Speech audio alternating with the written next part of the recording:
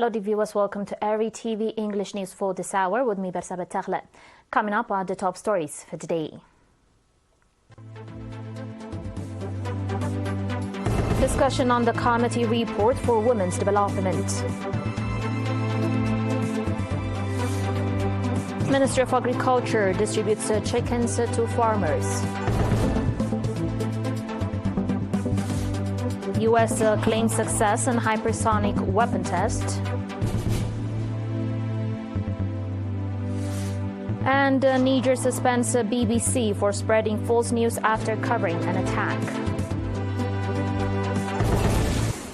On your domestic reports, the National Union of Eritrean Women held a meeting on 13 December to discuss the report presented by the committee tasked with enhancing women's overall capacity.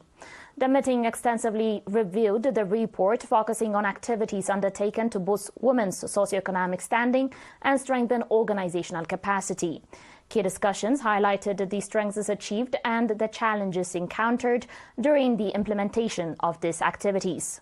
The President of the Union, Mr. Hateswa Mikael, commending the commendable efforts made by the Committee for Women's Development across all regions, called for intensified efforts in 2025. She also acknowledged the valuable contributions of administrators at various levels and emphasized the importance of collaboration with stakeholders to achieve further progress. Participants of the meeting issued several recommendations, including prioritizing the establishment of kindergartens and workplaces, urging concerned institutions to give due attention to women's issues, and implementing sustainable awareness-raising activities aimed at enhancing public understanding of women's rights and other issues of women.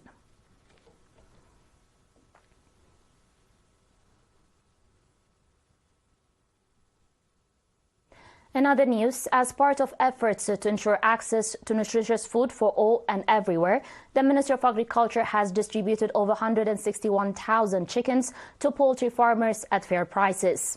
According to Seeds Development Branch at the Ministry of Agriculture, the distribution targeted 203 poultry farmers across all regions based on their specific demands.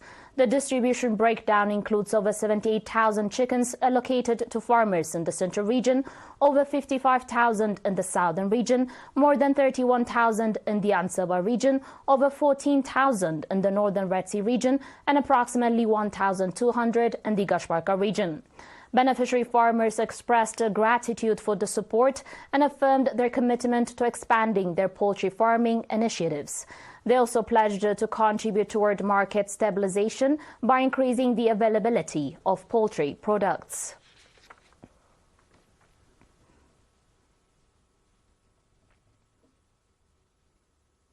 An activity assessment meeting held on 12 December highlighted significant achievements in water and soil conservation efforts in Gonyi subzone during 2024.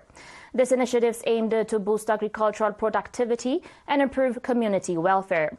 According to a report presented by Mr. Yamane Mahari, Managing Director of the subzone, notable accomplishments included water and soil conservation activities, preparation of agricultural land for cultivation, maintenance and installation of water pipelines, planting of tree seedlings, and a measles and rubella vaccination campaign. He also emphasized the need for increased efforts to eliminate female genital mutilation and underage marriages, as well as ensuring school-age children attend school. Looking ahead to 2025, Mr. Yamana outlined key programs, including reinforced water and soil conservation activities, improving water catchment schemes, renovating Asuga School, conducting livestock vaccination campaigns, planting tree seedlings, constructing maternity waiting rooms, and renovating the Takhauda water diversion scheme. Participants engaged in extensive discussions on the report and issued several recommendations. These included the renovation of flood-damaged roads, addressing textbook shortages in schools, conducting studies to identify and address student dropouts, and other pressing issues.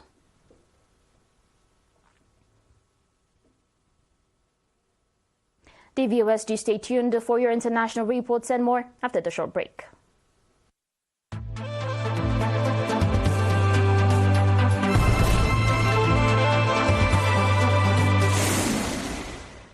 Welcome back.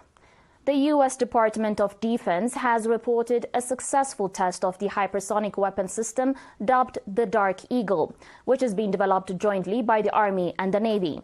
The two military services intended to use the same hypersonic glider warhead, the CHGB, whose booster rocket could be launched from either land or a vessel, including Zumwalt-class destroyer and a Virginia-class submarine.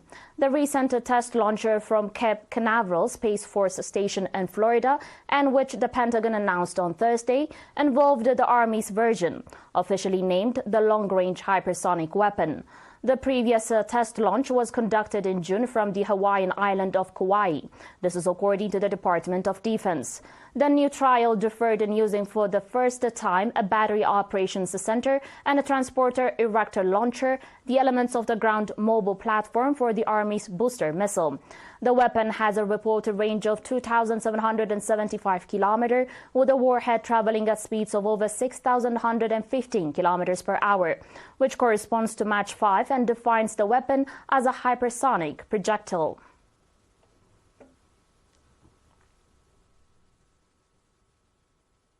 On today's final report, Niger's authorities suspended the BBC for 3 months over the broadcaster's coverage of an extremist attack that allegedly killed dozens of Nigerian soldiers and civilians, authorities said on Thursday.